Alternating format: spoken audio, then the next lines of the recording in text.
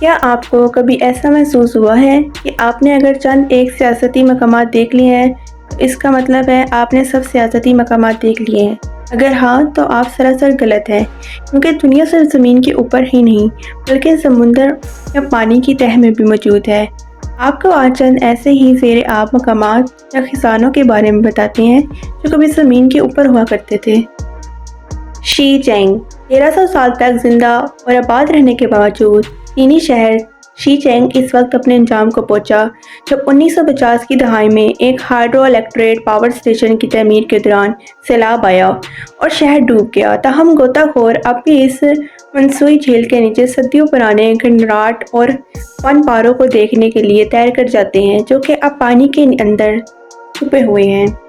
And art from کلیوپیٹراس ماہرین کے مطابق ایک قدیم زلزلے نے بظاہر 1500 سال قبل قدیم مصری شہروں اسکندریہ، ہیراکلیون اور کینوپس کے بہت بڑے حصے کو سمندر کی تہہ میں غرق کر دیا اور ایک دہائی کے قبل تک ان کے بارے میں کوئی جانتا بھی نہیں تھا۔ محققین نے قدیم نمونوں کی ایک وسیع و عرض باقیات کو دریافت کیا ہے جو صدیوں سے سمندر کے فرش کو اپنا گھر قرار دیے ہوئے ہیں۔ دی انڈر واٹر ریور آف سینٹو انگلیٹا۔ اگر آپ کو لگتا ہے کہ آپ نے سب کچھ دیکھا ہے تو پانی کے اندر موجود دریا کا دورہ کریں۔ سینٹو انگلیٹا میں ایک دریا ہے جو در حقیقت سمندر کے نیچے موجود ہے۔ غوطہ خوروں کا کہنا ہے کہ یہ ہائیڈروجن سلفیٹ کی ایک تہہ کا نتیجہ ہے جو نمکین پانی کو تازہ پانی سے الگ کرتی ہے اور دریا جیسا اثر پیدا کرتی ہے۔ گرین لیک ان ٹریگوس آسٹریا۔ گرین لیک ایک ناقابل یقین حد تک منفرد مقام ہے جو غوطہ خوروں کے لیے بہترین ہے کیونکہ یہ دراصل سردیوں کے فوراً بعد ہی پانی کے اندر واقع ہوتے ہیں جب کارسٹ پہاڑوں سے برف پگھلنے سے سیلاب آتا ہے۔ تکنیکی طور پر اگر آپ کافی دیر تک پھنس گئے ہیں تو آپ اپنے دورے کے دوران اسی پارک میں پیدل سفر اور غوطہ خوری کر سکتے ہیں۔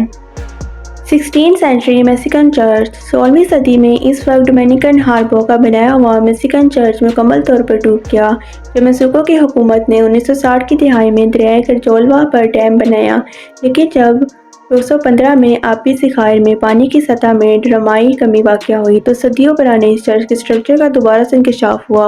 اصل میں یہ کیچولا کے قصبے میں تعمیر کیا گیا چرچ کو 1770 کی دہائی میں اس علاقے میں طاعون کے پھسلنے کے بعد شہر کے باقی حصوں کے ساتھ ویران چھوڑ دیا گیا۔ تو آپ کو کیسا لگا قدرت کا عذاب یا کچھ اور پانی کی تہہ میں موجود ناقابل یقین مقامات کے بارے میں جان کر؟ اگر آپ کو اچھا لگا تو میری ویڈیو کو ضرور لائک کریں اور میرے چینل کو سبسکرائب کریں تاکہ آپ کو اس طرح کی اور آنے والی ویڈیوز بہت آسانی سے مل سکیں۔